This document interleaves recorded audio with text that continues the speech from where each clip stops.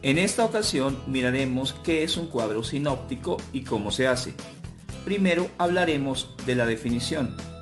Un cuadro sinóptico, también conocido como mapa sinóptico y diagrama o esquema de llaves, es una forma visual de resumir y organizar ideas en temas, subtemas y conceptos.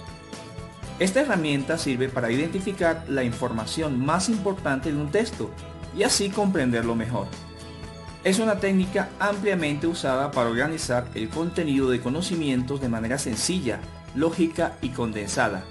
Se usa principalmente en el ámbito educativo como herramienta de enseñanza, pero puede también ser muy útil en el ámbito profesional o laboral, al permitir organizar ideas o conceptos que después se materialicen en proyectos. Ahora veamos la estructura de un cuadro sinóptico. Los cuadros sinópticos se caracterizan por la jerarquía que siguen, organizando la información en orden de importancia y relevancia. Esta estructura se desarrolla a partir de un tema principal, el cual funciona como ancla para organizar el resto del contenido. Generalmente, los cuadros sinópticos se presentan por medio de llaves y toman forma de diagramas. Las llaves en los cuadros sinópticos se utilizan como conectores de ideas para organizar la información en grupos y subgrupos de ideas. Hay ocasiones en que no se necesita usar llaves, en especial cuando se trata de otros tipos de cuadros sinópticos. A propósito, existen tres tipos de cuadros sinópticos: de llaves, de diagrama y en red. La diferencia principal entre estos es la manera en la que presentan la información visualmente. Los cuadros sinópticos de llaves son los más comunes y se caracterizan por su uso de llaves para organizar la información en ideas principales, secundarias y complementarias, como ya hemos mencionado. A continuación veremos cómo se hace un cuadro sinóptico. Para crear o hacer un cuadro sinóptico se debe identificar los subtemas que conforman nuestro tema de estudio, identificar también sus variables, relaciones y cualquier detalle que pudiera ser importante. La jerarquización adecuada se puede lograr al identificar palabras clave o conceptos breves, y a partir de este punto se empezará a ampliar el cuadro sinóptico. Es habitual poner el tema o idea general en la parte izquierda, centrado, y después se van agregando las ideas principales, ideas complementarias o secundarias y después los detalles, jerarquizando o esquematizando en orden de importancia.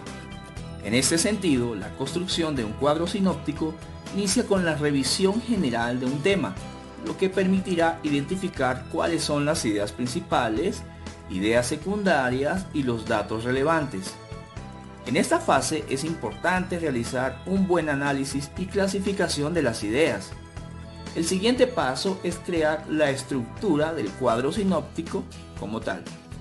Existen numerosas herramientas con las que se puede realizar un cuadro sinóptico. Entre ellas tenemos Excel, Xmind, FreeMind o FreePlane. Excel es quizás la más básica.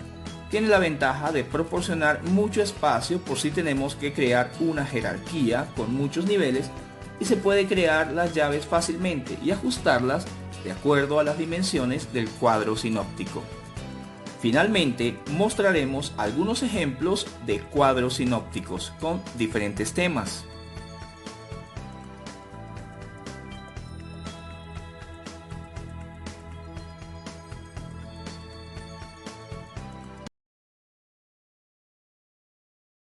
Y en esta ocasión vamos a aprender a cómo realizar un mapa conceptual.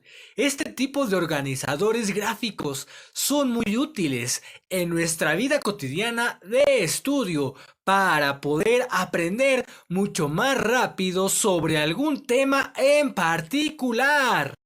Definamos qué es un mapa conceptual, que puede entenderse como un resumen organizado en forma de esquema. Este resumen organizado en forma de esquema es representado gráficamente mediante una jerarquización de conceptos que van ligados entre sí.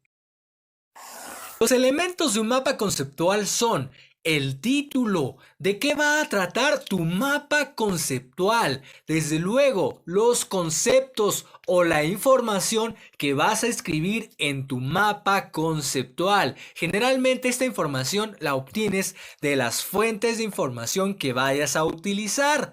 Y esta va a ser representada en nubes, en círculos, en cuadrados, en cualquier tipo de forma. Además, también tenemos los enlaces, que son los vínculos entre los conceptos representados o los conceptos que estamos escribiendo con las líneas de conexión.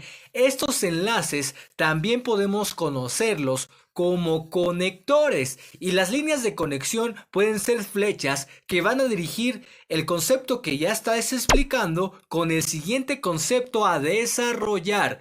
Recuerda que un mapa conceptual se organiza jerárquicamente.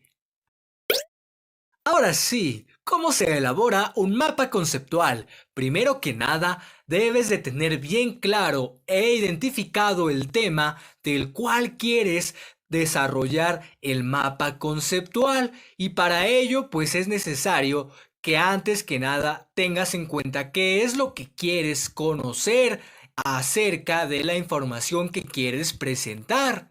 Segundo paso, vas a identificar ideas clave. Para esto tienes que leer detenidamente la información de las fuentes que tú selecciones como fuentes de información para poder subrayar las ideas centrales o los conceptos centrales, ordenándolos de los conceptos generales a los conceptos específicos. El tercer paso sería agregar enlaces para conectar los conceptos. Por lo general pueden ser verbos, adverbios y demás que van a ayudar a establecer una conexión entre el concepto que ya explicaste y la información a desarrollar. Entonces es muy importante que tengas en cuenta que los conectores no debes de olvidarlos en tu mapa conceptual. Por último, podrías agregarle color a tus líneas, a tus círculos o a tus cuadrados que hayas utilizado para escribir tus conceptos. Puedes ilustrar un poco tu mapa conceptual para que sea más llamativo a la vista. Un mapa conceptual es una herramienta fundamental para el aprendizaje. Te invito a que practiques haciendo el tuyo en casa.